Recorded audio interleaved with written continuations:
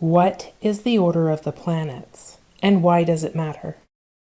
So the order of the planets was an important conception for many different cultures and religions, because the idea of the seven heavens or the seven spheres is consistent across many cultures, depicting the layers in which the soul came down or went up into the heavens. It shows up in Greek mythology, Plato. It shows up in the Talmud. It shows up in the Corpus Hermetica, Gnosticism, and many other cultures. In 2023, I decided to go on a pilgrimage, and I walked through Spain, Portugal, France, England, and eventually I made it to Scotland in 2024.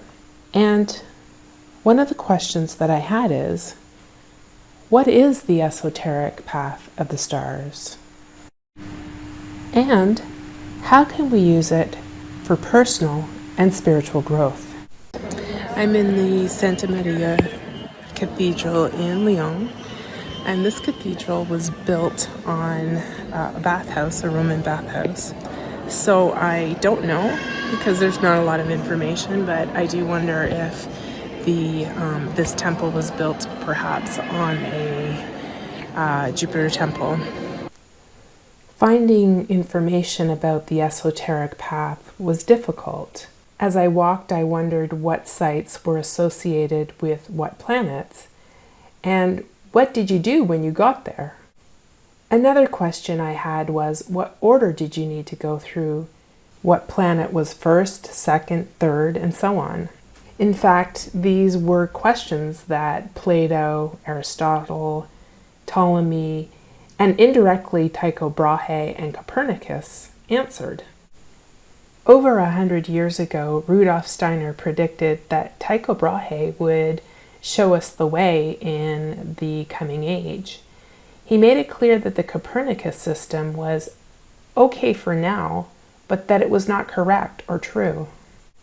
He claimed that a new path would emerge. To quote Rudolf Steiner, "If one now wants to have a significant helper for what one is to research for the future of the 20th century, someone, so to speak, who can advise one with regard to the supersensible world, if one needs impulses that are there, then it is the individuality of Julian Apostata Tycho de Brahe. It is not on the physical plan today, but it is actually always there, and always gives information about those things which relate, namely, to the prophetic in relation to the 20th century. Of the Copernicus, Rudolf Steiner says, the sun is in the middle, and the planets revolve around it in ellipses. In the near future, however, it will be realized that the worldview of the stars held by Copernicus is much less correct than the earlier Ptolemaic view. The view of the world held by the schools of Copernicus and Kepler is very convenient, but as an explanation of the microcosm, it is not the truth." And so my path led me to discover the Tychos. The Tychos is an updated version of the Tychonic system, which is more complete and provides a full understanding of our solar system.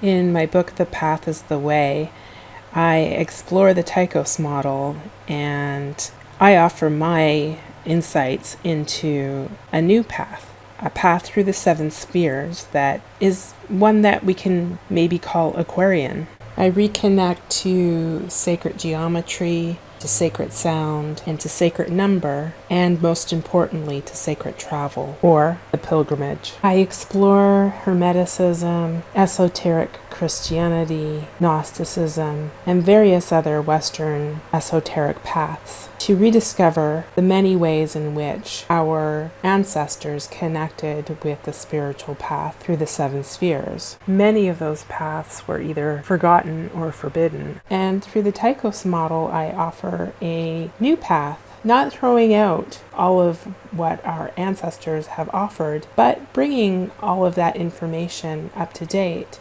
The Tychos model demonstrates a resonance with all planets starting with the moon, and I suggest a path through the planetary spheres that is based on that resonance.